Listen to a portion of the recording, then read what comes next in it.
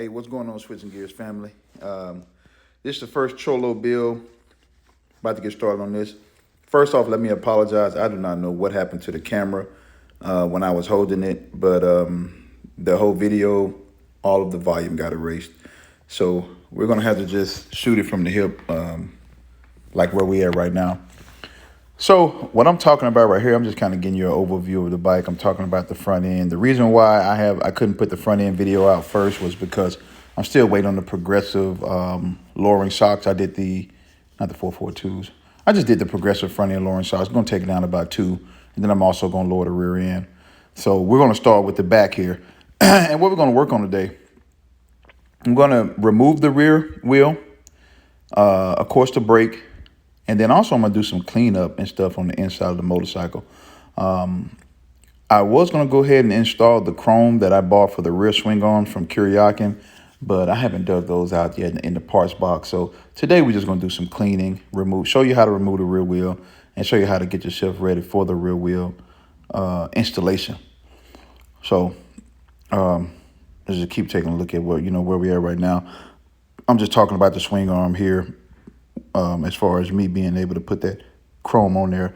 I'm not going to try to chrome out the whole frame and anything like that because we are going for a black and chrome look. Now, the whole front end is going to be chromed out, but we're not going to do all the chrome accessories. But as you can see over here on the table, I do have a lot of chrome accessories already over there, a lot of Kuryakin stuff, a lot of stuff going on. I cleaned up the shop today, got a lot of little trinkets here and there out the way, and started trying to downsize, get some stuff out of here because Switching Gears Garage will be moving soon. So I got to start trying to thin some stuff out in the garage, and that's what I'm starting to work on and try to do right here. But I'm just kind of pointing at the bike and I'm not really sure exactly what I was telling you. Probably talking about something of some new upgrades and some different things that I got going on. But I would like to point out, take a look at the bike and the state that it's in, and that way we can track, as we go along with the build. It's going to look nice. And I'm showing you the wheels that's going to go on the bike. That's the front and the rear rim back there in the back. I'm doing a 21 up front and a 18 in the rear with old school white walls. They're 52 spokes. No, I'm sorry. They're not 52 spokes. They're 60 spokes. 60 spokes, black and chrome. All right, so on this side of the bike, we're talking about what I need to remove first. First, I got to remove the belt brackets and the belt guard. You got the upper and the lower belt guards. It's going to be 4 bolts to hold those in. That bolt right there is just the Acon nut that screws in. This one here has a bolt on the rear that I'm pointing at. And then you got a bottom bolt here that's just the Acon nut that screw in. That's 3. And then on the inside of your frame, there's a small little black bolt back there in the back that holds the plastic part of that bottom bracket on. That's what I'm pointing at right there. So remember, 4 bolts to take those off, and then you got to get that off first before you start breaking everything down. So you might as well knock that out. Right there, what I'm pointing at is that axle nut, that castle nut, and it has a little safety pin that's going through the hole of it. You're going to see when I come back, that's going to be removed. I'm going to go ahead and remove that little safety pin, and I'm going to go remove the axle nut. And I'm also talking about how you can measure from the beginning of your axle through the swing arm to the rear axle nut, which is going to help you with setting the deflection on your belt. And I'm showing you that you can use a measuring tape. You can use some string. There is a specific Harley tool that is made for that, which is no more than some wire and a little adjusting bolt side to side that you can put on there. But in the video, I talked about a couple of different ways. So now we're back. I removed those belt brackets and everything. I left that bolt right there. Remember, it's one bolt that has a little nut on the back. I left that bolt in just so I won't lose it. The rest of my stuff is down on my workbench on my towel, nice and neat, ready to go. I already got that castle nut off and that safety pin, and that's what I'm showing you right here, castle nut and pin. Put those down to the side. That was an easy little break off right there, and then you got that removed, and then you remove that nut. Now, when we get ready to back off these adjuster pins here, again, you want to check your belt deflection. You want to get your belt tensioning tool. I think I should be showing you that here on the screen coming up. I'm probably reaching back there, grabbing it right now. But you want to get yourself one of these belt deflection tools, and then you want to check your owner's manual. There it is. There's that belt tensioning tool, that gauge. Then you want to check your owner's manual. You're going to set that thing at 10 pounds of pressure by putting that little O-ring right there on the 10. And as you push that tool up. Once it touches the O-ring, you got that little 10, and then it's going to show you where your belt at. That's going to be inside the window of the lower belt guard. Now, I already took that guard off, so I couldn't show you guys what that was. I had already marked it and wrote it down. Plus, I have my owner's manual, which is going to be telling me what the belt tightness and measurement should be. But if you measure from this axle bolt here and then just go all the way back and cut that rear axle bolt in half, I think mine was right at like about 17 and a half, because that's the center of your swing arm there, and those bolts never move, so it's a great reference point. So you go all the way back, and mine was about 17 and a half away on both sides, so I wrote that down on my board. I will be showing you the board here on the video. I wrote the 17 and a half down on the board. I already take my tension and put that measurement on the board, and then also I'm going to show you a method of counting the turns on your bolts so you can get your axle right back in the factory setting. So I'm just showing you 3 different ways of doing it. Everybody doesn't have access to the fancy Harley tools or a belt tensioning gauge or whatnot. So I'm trying to break it down to where even the weekend worker can install their own rear tire and get their alignment back into proper order. So that's why I'm saying I'm giving you 3 different methods, so you have 3 fail safes to test yourself, so you can go back to factory settings. Now I'm just still talking about the measurements and whatnot, but I will say when you get ready to do this axle nut one that we're talking about, basically all I do is with a Sharpie, I just count the threads that are hanging out of the frame, whether it's 3 or 4 threads, and I write that 4 right there where I'm pointing at. See, I'm counting the threads here. And then I write that 4 on the outside of the nut. Now, that really doesn't do anything for me. But what I do with that is this.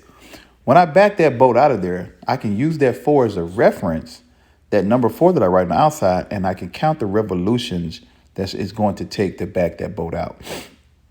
And I think with this particular one here, it took me about 3 revolutions. And if you can imagine in your head, I have the number 4 written, and as I'm turning that bolt with my ratchet all the way around, once that number 4 comes back into vision where it's straight up and straight down, that's one revolution. I'm pointing right here to the board where I wrote down I had already wrote down my measurements and stuff at. But once that 4 comes all the way back around, that's 1 revolution. So 1, 2, then 3. And then I do the same thing on the other side, and then I leave those bolts already in there. So now I know when I get ready to reinstall, I need to go 3 in because I went 3 out. And then I can also measure it. I know I got 17 and a half. And then I also remember my belt deflection. So there's 3 ways that I can put my rear end back into factory specs per your service manual. I cannot stress enough that you need to invest into a service manual. They're quite expensive if you get the hard copies, a little bit over 200 and some bucks, or you can just find a PDF online and pay, 20, 25 bucks and just download it. Either or, does not matter. I like the hard copies because I keep them, I work on them just in case my computer. I don't like to be in the garage with my laptop because oil in my hands. I've tried that before and it doesn't work. So I keep my hard copies in my big file cabinet. And then I also do invest into some electronic copies. If I can find the hard copies like on eBay for cheap, then I pick those up. But there we go. Look, if you can see right there, we already backed it out. 3, and now we're taking that locking, adjusting washer off, and we're about ready to get this axle out of here. And you're going to see, I'm showing you that number 4 I wrote right there. You see that 4 is up and down because I went 3 revolutions out. But you're going to see when we get ready to take this axle out, wow. I mean, like I said, this is an 04, less than 3,000 miles. The guy I bought it from, it was his father-in-law. Father-in-law bought it brand spanking new. I got all the paperwork to it, even from the factory when he first got it in 04, and he just didn't ride it. I mean, I don't know if he was working. I think he was a truck driver. So I think it was just his little, when he came home weekend ride bike. And then he ended up passing away, and the bike just sat up for a while. So, I say all that to say because I'm trying to paint a picture. When I finally got that axle out, not only was it in there, man, I mean, it was in there. It was bone dry. I mean, I'm going to show it to you, too, in the next clip. The axle was bone dry. And then the bearings inside that wheel were showing signs of rust and corrosion in the inside of bearing and whatnot. So I could definitely tell it's been sitting up. which is all the more important that you guys, when you get these older bikes, or if you got an older bike, make sure you're doing regular maintenance on your bike, popping that wheel off, popping this off, following those increments inside of your owner's manual, but also checking other things for yourself. But right here, as you can see, this is what I'm talking about. Look at that. Look at those bearings in there, man. Those are sealed bearings. They're sealed on the inside, but still, man, it's rusty. It's dirty. It was kind of making a little bit of noise when I was taking it out, and I can even remember when I was doing for a little test right after I bought it, which I didn't care because I knew I was going to tear it all the way down. And then look at that axle, man. I mean, it's just bone dry. The axle should have some type of lube or anti-seize on it. I just used the anti-seize straight from Harley and just put a light thin coat on there, and it just keeps it rolling smooth while it's inside the frame. But don't worry, we're going to clean it off with brake dust and scrub it. I'll show you in the install video, and we're going to get some new anti-seize and whatnot and get ready to go. I'm talking about the spacers here. There are two spacers, one on each side. There's a big spacer and a small spacer. The small spacer goes on the side that the brake bracket is going to go on, because the small spacer goes up against the wheel. It goes closest to the rim, and then the brake will go on the outside of the spacer, and then that brake will touch the frame, and then the axle will go straight through. So if you're looking at the bike standing from behind the bike, the left side will be the big spacer side, and the right side will be the small spacer side. And now I'm just talking about just little things we're gonna do in the install video. I did zip tie that brake up so it's not putting any stress on that brake line. And I was just pointing at the fact that we're gonna clean that piston up, get up in there, scrub all the old dirt and debris, and then we're gonna replace those old pads with new pads. And we're gonna do a video on doing a brake flush as well. And I'm just chatting away now. Probably saying something that's pretty important. I'm not really sure. I think what I'm talking about is cleaning up the inside of the bike. But you're going to see we're going to cut from this clip here once I take this rear wheel off. Once that rear wheel comes all the way off, I'm showing how I put that number 4 on that side as well. Once that rear wheel comes all the way off, I'm going to do some maintenance on the inside of this bike. And what I mean by maintenance, I'm just going to clean it up, man. It's dirty. That bike has ruined my lift a couple of times. Oh, I'm showing all the weekend warriors, everybody that's, you got a lot of keyboard guys that like to jump in comments and say, hey, you're not doing it like this. Hey, you're not doing it like that. And I do understand everybody does it differently. I follow the service manual to a T. I have little cheat sheets that I've made for myself over the years that keep me on point. But then there's also techniques and different things that I use that I have just learned that works for me as well. Still keeping in line with the manual and the tolerance that Harley has set. But I was just showing you guys. Don't think that I'm just shooting from the hip. I got my service manual right there on the lift with me, and I'm ready to reference it at any given moment. But yeah, like I said, this bike, man, it has to be so few miles, and I mean documented miles. Like I said, I have the bill sheet from when he bought it, and the original title, and all of the registration. I mean, the bike, like I said, is less than 3,000. I think 2,800 and some miles. But it was just dirty. I got this bike out of Metter, Metter, Georgia. And it was just, it had been sitting up for years when we pulled it out of there. But it ran strong. I mean, threw a battery in and it crunk up right away. It just needs some love. All right, right now I'm talking about the only thing I'm going to be reusing on this factory wheel here is that belt, final drive belt pulley. And I'm going to rip that out. I will not be reusing the hardware. You never reuse that hardware or your rotor hardware. We got brand new hardware from Harley. But what I'm talking about now is what I'm going to do with that sprocket is once I get it off, I'm going to scrub it up, get it clean, and I will be covering it up with a chrome sprocket cover. I think I got that from Kiriakin as well. You can get a all chrome sprocket without getting the cover, but now you're looking at $250 when you can just get a chrome cover to go over top of that you won't even see for $40, $45. So, I mean, that's up to you. That's just, some people are kind of particular about that, but you're going to see once I put that cover on there, you won't be able to tell whether it's a factory cover or all chrome one. It's just something for the belt to go around it, So that's what I was talking about right there. That's the only thing I'm going to use off this factory tire. The rest of it, boom, it's going in the trash can. That's the tire from 03, 04 is no good. It does hold air, but it's dry rotted to death and got a couple of flat spots in it. So we're going to go ahead and get rid of that. And then once I decide where I want to put it at, because I'm fumbling around over here, we're going to roll right back into cleaning up that rear end. And then I'll bring you guys back once that comes on. You're going to see me right here just kind of showing you. Look how cruddy and nasty that is up in there. And I'll just wait till we bring you back how it's going to look. I'm going to be using some just soap, water, and a scrubber.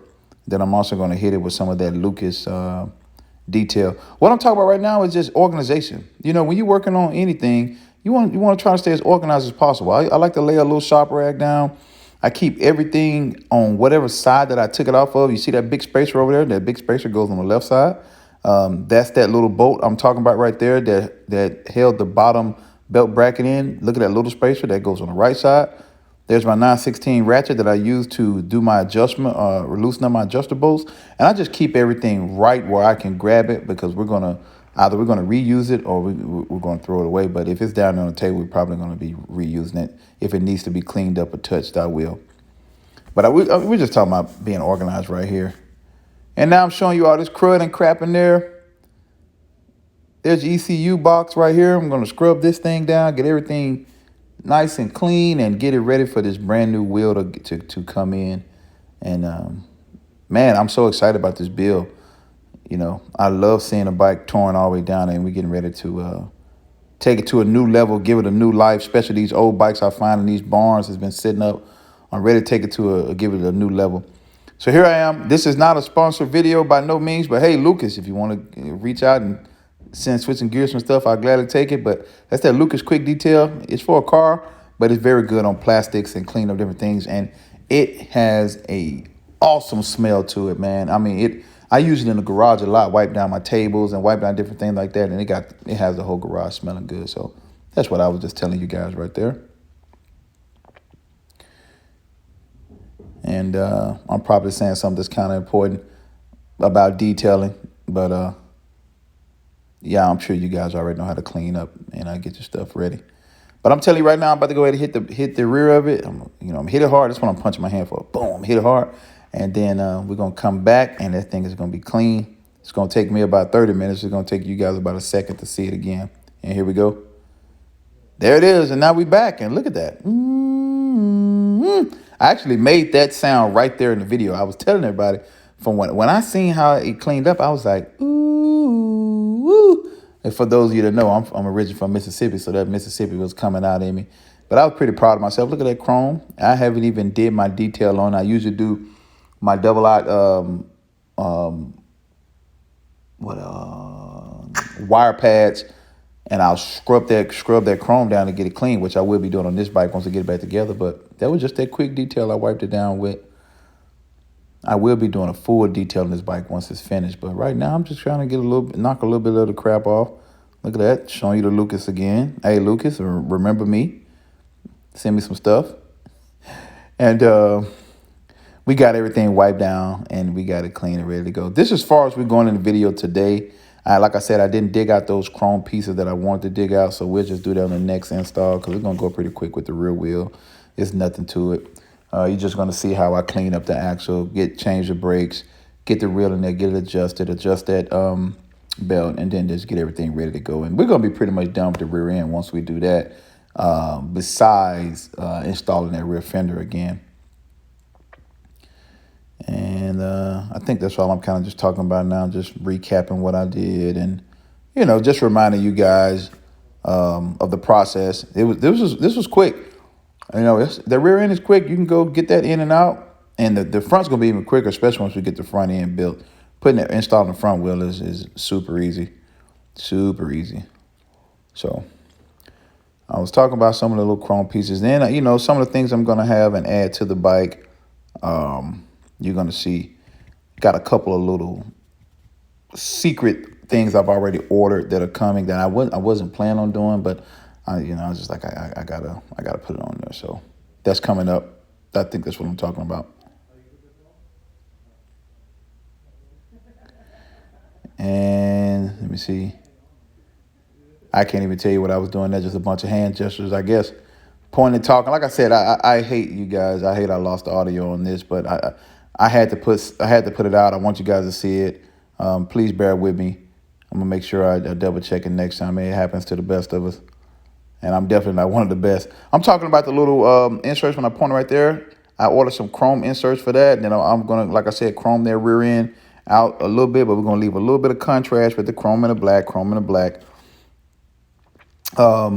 Got some other things coming right here. I was touching this. I was saying you guys won't be seeing this again. And then that floorboard that's supposed to go right here, you know, you're not going to see that again. And then also this brake pad, you will not see that again. Wait till you see what's coming in. I think it gets here Tuesday. It will be black chrome with chrome rivets and custom leather in the inside. I can't wait for you guys to see those if you don't already know what they are. It's going to be a whole set for both sides. Got that coming as well. Had an update on the exhaust. They're telling me the end of this month I should get mine shipped out. Oh, man, it's been a long time. I mean, I've been waiting for the exhaust forever.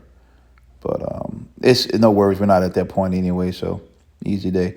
Also, I'm going to touch the transmission. I do have something coming for that. We know that this is an 04. And it factory 5-speed. That's a hint. So wait till you see what I got coming in that we're going to install. And I'll just tell you, we're no longer going to have a factory 5-speed. So we're going to have a little bit more. And you'll see that as well. We're going to make this a proper highway cruiser. If you know what I'm talking about, guess in the comments what you think that is. Hint was no more 5-speed. Point at the chrome. Thumbs up to that Lucas. Looks good. Don't know what I was pointing at right there, but this pretty much wraps the video up. We got the rear end off. We got everything clean. We're prepping for installation now. So the next video, let's talk about what you're going to see. You're going to see me installing that factory pulley with the chrome cover, all new hardware, torque specs, all that good stuff. You're going to see me installing the rear wheel, installing the axle, putting the lube on, installing new brakes, and also let me see, once that's done, brakes, lube, and then I think we're gonna do the chrome swing on covers, or I may just say the swing on covers for a separate video altogether as far as when we start addressing chrome. But next video will definitely be buttoning up the rear end, installing the rear wheel, and everything for the rear wheel ready to go. And then we're going to move to the front, because by that time we should have that lowering kit. I think I got it from JP, so I think that should be here Tuesday. Today is Sunday. So that should be here Tuesday. Remember, the Cholo videos are coming out every other Sunday, right? And then the review videos are coming out every Thursday. The product review of the week is coming out every Thursday. So we'll be reviewing it. I was talking about Storm. I was talking about the Figurati design swing arm covers. I hope you guys watched that video. Those things are freaking awesome. I took Storm out today, and I had a couple of people that noticed them and was asking me about them. Hey, go to figuratidesigns.com. Check them out. Tell them, shoot in a message. Tell them Switching Gears sent you over there. Pick you up. Let's support this family, this guy. He's building his business from the ground up, and he just noticed that it was something that we needed, and he created it. I mean, how much more American way can you get it? All right. And then we're just talking about Storm, because we always got to give Storm some attention. I got another little spruce up that I'm going to do to Storm later on this week. It should be about a 10-minute video that's going to come out as well. I got to shout that guy out. I can't remember exactly what his business is, but by the time the video come out, I will know it, and I think you guys will like it. Showing the rear wheel again. Can't wait to see these actually turning and chopping in the wind. Ooh.